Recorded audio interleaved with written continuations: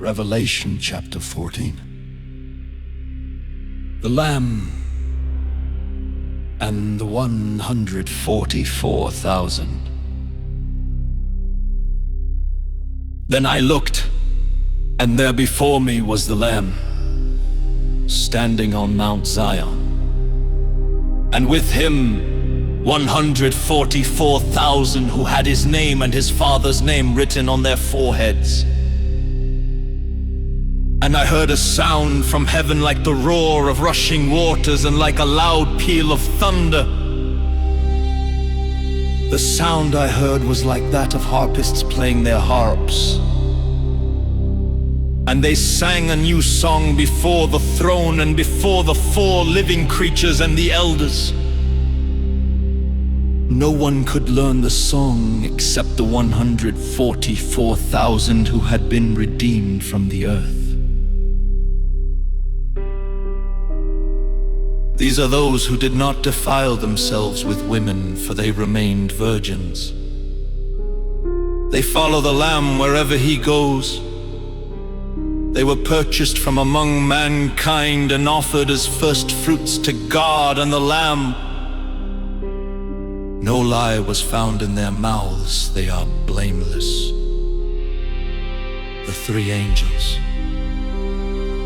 Then I saw another angel flying in midair, and he had the eternal gospel to proclaim to those who live on the earth, to every nation, tribe, language, and people.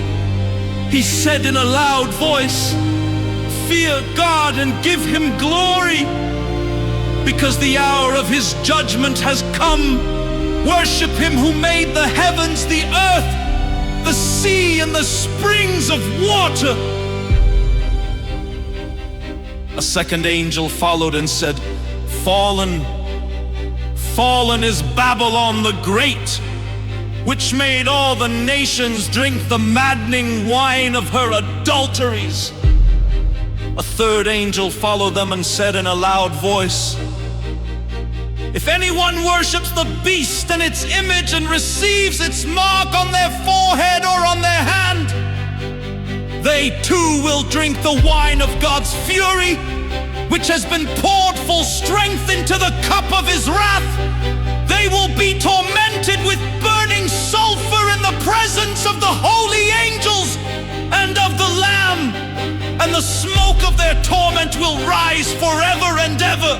There will be no rest day or night for those who worship the beast and its image, or for anyone who receives the mark of its name." This calls for patient endurance on the part of the people of God who keep his commands and remain faithful to Jesus. Then I heard a voice from heaven say, "Write this, blessed are the dead who die in the Lord from now on.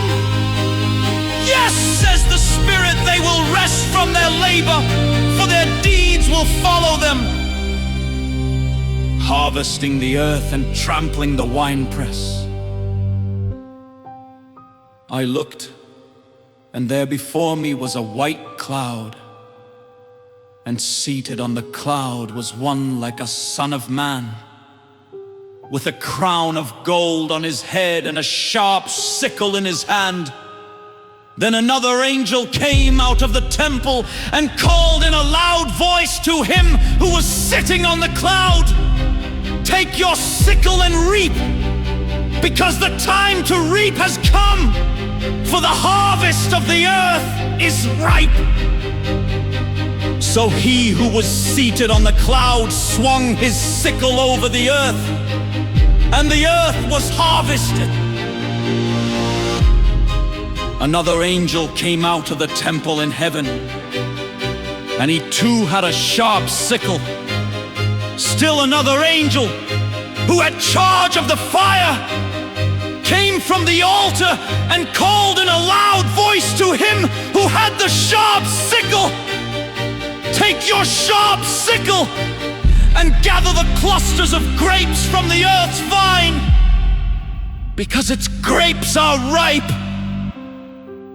The angel swung his sickle on the earth, gathered its grapes and threw them into the great winepress of God's wrath.